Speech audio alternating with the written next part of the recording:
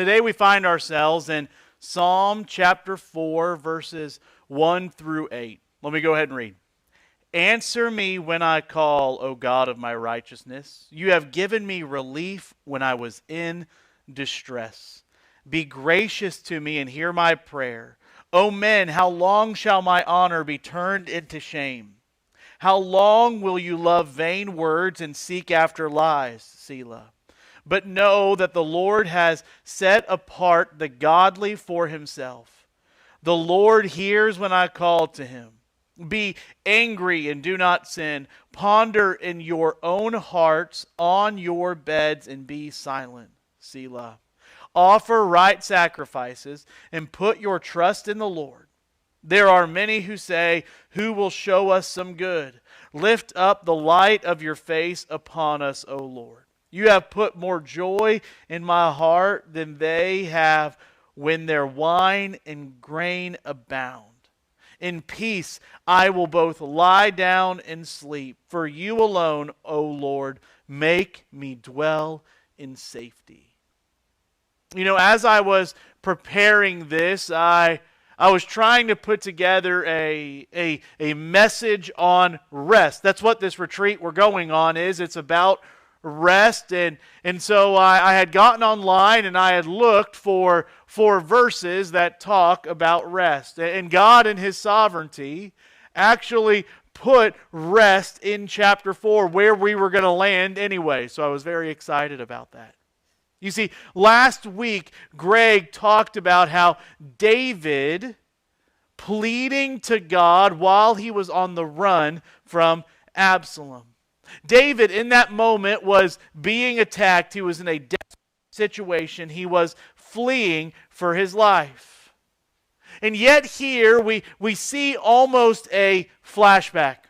You see, this is a psalm when the tide is starting to change from David being viewed as a great king to losing the love, the trust, and the respect of his people. You see, ultimately, we see here not David necessarily being physically attacked, but he was in distress. Let's read verse 1 again. Answer me when I call, O God of my righteousness. You have given me relief when I was in distress. Be gracious to me and hear my prayer. Like Greg talked about last week, this chapter is really about Absalom and Absalom's attacking of David. Absalom was crafty. Absalom was subtle in his coup against David. You see, Absalom didn't gather up a foreign army to attack David, but instead Absalom did his attacks from the gate of the city. I'm going to go ahead and read 2 Samuel 15, verses 1 through 5. After this, Absalom himself a chariot and horses, and 50 men to run before him. And Absalom used to rise early and stand beside the way of the gate. And when any man had a dispute to come before the king for judgment, Absalom would call to him and say, from what city are you? And when he said, your servant is from such and such a tribe of Israel, Absalom would say to him, see, your claims are good and right, but there is no one designated by the king to hear you. And Absalom would say, oh, that I were a judge in the land, then every man with a dispute or cause might come to me, and I would give him justice. And whenever a man came near to pay homage to him, he would put out his hand and take hold of him and kiss him. Thus Absalom did to all of Israel who came to the king for judgment. So Absalom stole the hearts of the men of Israel. You know, when I was preparing this, I was thinking about a guy by the name of Adam Schwartz. Adam Schwartz was my roommate in college, my third room assignment. Now, I want to say this was my favorite dorm room. It was wonderful. We had three other guys, right? Three other guys in this dorm room. There was Tim Hall, Tim was a former police officer in his adult years, wanted to pursue God in pastoral ministry. I believe Tim is still in ministry today. Awesome guy. He was just awesome. And there was another guy in our room, Anthony Aiken. Anthony, accomplished musician, but serious about the work of God. He was studying to be a minister as well. He's actually a pastor in Fort Pierce, Florida. Awesome pastor, wonderful family. You know, I remember this was the room where we stole Anthony Aiken's violin and we were trying to play The Devil Went Down to Georgia on it.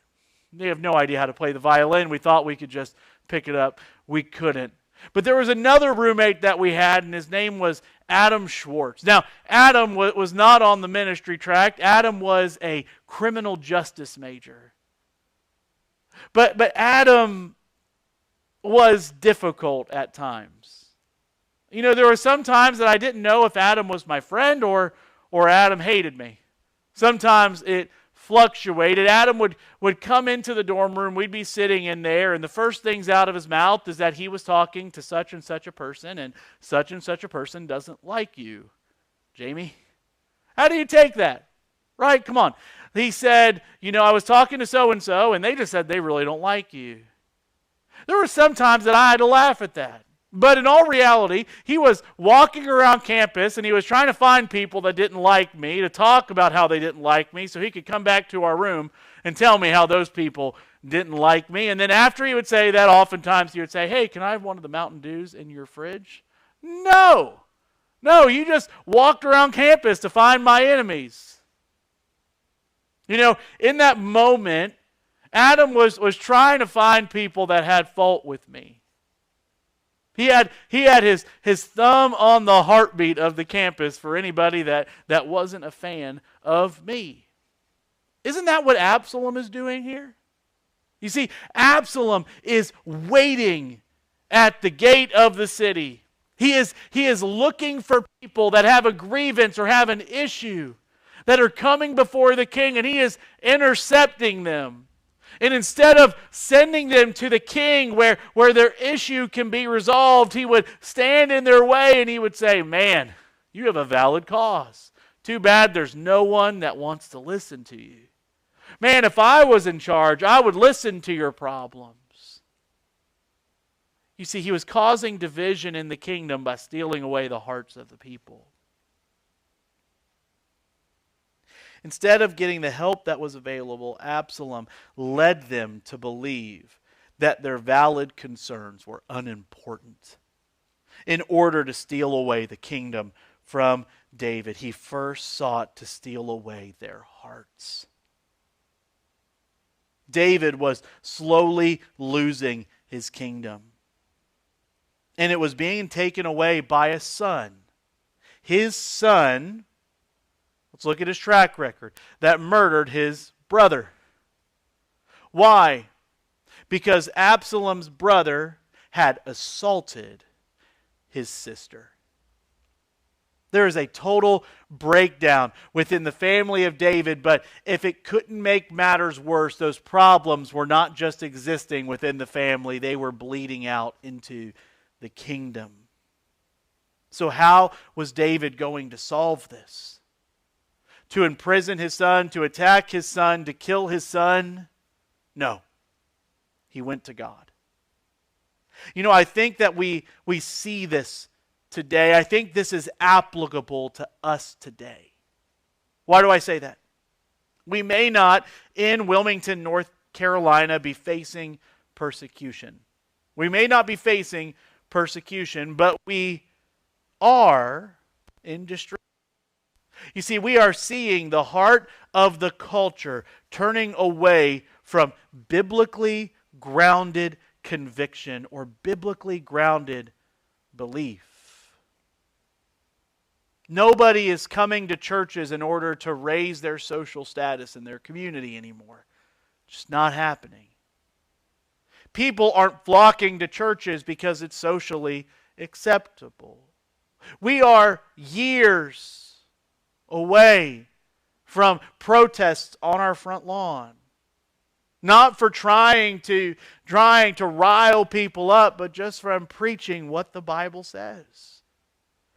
Within my lifetime in America, we may see pastors being fined or imprisoned for teaching what the Word of God says. I want to say this real quick. As a church, as the church, we are in distress. We can take a lesson from how David dealt with that distress. First of all, we see David addressing the people. O men, how long shall my honor be turned into shame? How long will you love vain words or seek after lies? Selah. But know that the Lord has set apart the godly for himself. The Lord hears when I call to him.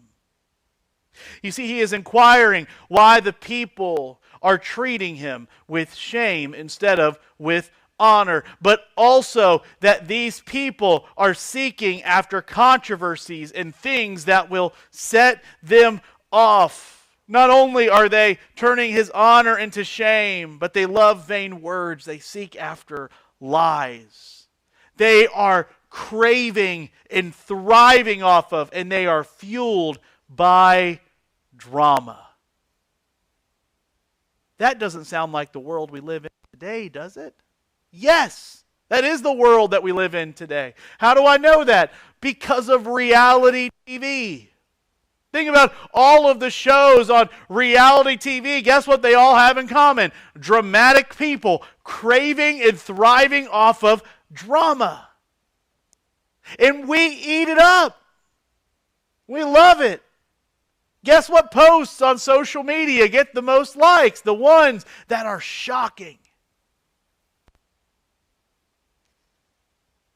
See, we live in a world that's fueled by and craves drama and controversy. But you see, it's not about their respect for David that concerns him. It's their respect for God. You see, God had set David apart to be the king of Israel. If they had an issue with David, they should be going to David, but they ultimately should be going to God. You see, he encourages them to be honest and to serve God. What does he say in verse 4? Be angry and do not sin. Ponder in your own heart on your beds and be silent. Selah. Offer right sacrifices and put your trust in the Lord. You see, he isn't telling them to do anything unreasonable. He is giving them permission to be angry, to be emotional, just without sinning. So how then can we be angry without sinning? This is important. It's important that we get this today, because when it comes to sin, the feeling is not the sin. It's what that feeling drives us to do. It's how we respond to that feeling. Why do I say that? You know, there are things that I am allowed to be angry about. If I am pulling out of Covenant Church onto Station Road and somebody cuts me off, guess what? I can be mad about that. I can get angry at that.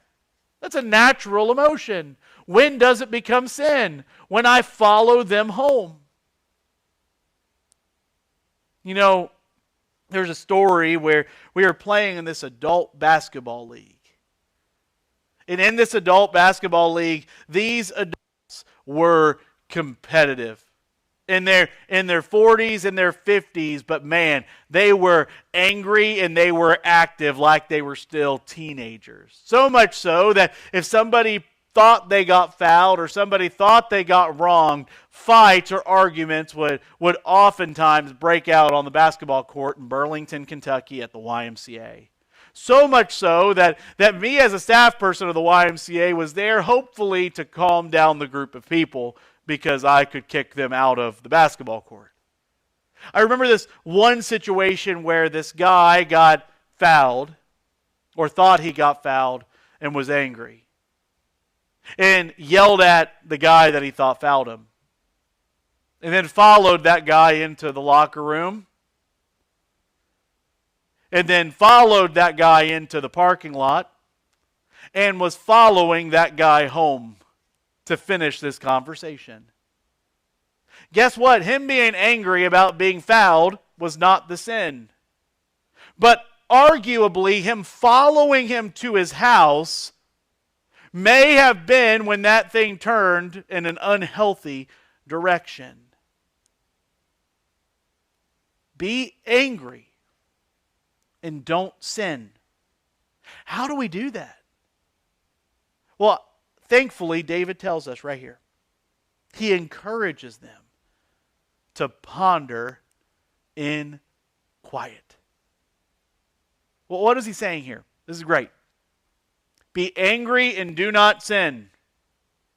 If you feel wrong, you are justified in feeling wrong. You are justified in feeling your feelings. He's not telling them not to feel. But what does he tell them to do? Go home. Find a quiet place in your bed and ponder. Think on it. Process it. Think about this. If you have ever been angry before, livid and angry, and you feel wronged, did anything productive when you reacted in that moment? No. No, but when you've had time to process it, when you've had time to articulate what made you mad, what a solution could be, I could almost guarantee that was more productive than you hauling off on somebody in the moment. These people felt wrong against David. Absalom was feeding into their emotions. What is David telling them? Quiet down a little bit. Slow down. Stop. Go home. Rest on it. And come back with a clear head. Be honest about how you feel. Don't forget to give God the glory in the process. Don't get carried away in your emotions and fail to get the job done that God has called you to do. But then David rests in God's provision and his protection. Verse 6. There are many who say, "Who will show us some good? Lift up the light of your face upon us, O Lord. You have put more joy in my heart than they have when their grain and their wine abound." What is David talking about here? He is talking about the cynical people. Nothing good ever happens to me. Nobody likes me. Everybody hates me. I guess I'll go eat worms. The cynical group of people saying, nothing good ever happens to me. I could make my requests known and nothing is going to happen. It's just the broken world that we live in. How does David respond to those cynical people? He asks or he begs God to reveal himself. Now let's pause here for a second. He is not asking God for his stuff, but for his presence. You know, I had a friend in high school, not going to say his name, but I remember I was jealous in some ways of this friend. This friend had a lot of stuff, and it was great. It was great stuff. Their family had a lot of money. They had a very successful business in our town, and their family would take us on trips. This friend, his parents would take us to the mountains in New York to go skiing and snowboarding. It was fun. Their dad rented us a hotel room, me and my friend, and we got to stay in a hotel room. Man, we felt big. Felt old at that moment. Man, we have our own hotel room. They took me on vacation with their family to Florida. You know, their grandparents had a condo underneath Papa John's condo. It was pretty cool. They let me charge things to our room. Did I want a $35, $40 cheeseburger from the Ritz-Carlton at lunch? Fine, just put it on this room at this condominium in Naples, Florida. You know, there was a point when I was jealous of that friend's stuff. Access to stuff. But quickly I started to realize that this friend was from a very, very broken home. So broken, in fact, that this friend's stepdad had told me at one point he wishes I was his son and not my friend. You know, early on in this friendship, I was jealous of his stuff. But then, because of the brokenness, I started to value the presence of my family. You see, these people are pleading for stuff. And how does David respond to that? Does he ask God to give them stuff so that they can like David again? No. No, he begs for God's presence. He valued God's presence over God's things. You know, in the short term, I would have liked to have this friend's things. But in the long run, I appreciated my family's presence. But then we go on, verse 8. And we're going to camp here for just a little bit today. In peace I will both lie down and sleep. For you alone, O Lord, make me dwell in safety. Understand something. David here is under attack. He is under distress. And yet, he is able to say, in peace, I will both lie down and sleep. How can he say that? You know, I was thinking back on church camp. Now, if you've ever been to church camp is wonderful. The week of church camp was my most looked forward to week of the year. I loved church camp. Church camp was not safe. You know, there's hundreds and hundreds of middle schoolers and high schoolers running around this camp.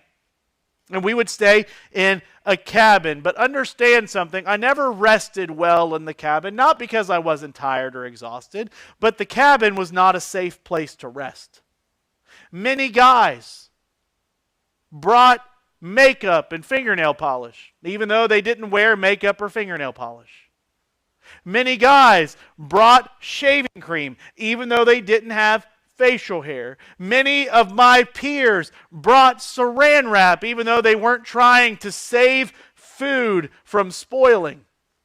No, they brought fingernail polish to paint our fingernails. They brought Icy Hot to put it on the toilet seat. They brought shaving cream to prank you in the middle of the night. And the smart ones brought saran wrap so that as you were sleeping, they could saran wrap you to the bed. You see, when I slept at church camp, it was oftentimes like Gideon telling his army to drink water with one eye open, watching the people around me. But then inevitably I would go home after church camp. And guess what? That first night at my house, I slept like a baby. Was it because I had a twin mattress? I had one of those at church camp. Was it because I had a roof over my head? I had one of those at church camp. Was it because of air conditioning? Was it because of stuff? No. No, you see, my house and my parents were my refuge. I was able to rest and sleep and dream without fear because I was protected. What is David saying here? David, the kingdom is being ripped away from David. People's hearts are turning. And yet David is able to rest. Why? Because David understood that his protection was in the Lord. Church person, if you have a relationship with Jesus Christ, your protection is in the Lord. So no matter who's attacking you on the outside, no matter the struggles you have in this life, you can rest easy. Though they kill me, I will still follow God. Why? Because He is my refuge and my strength, a strong and mighty tower in time of need. Do you have a relationship with this Savior?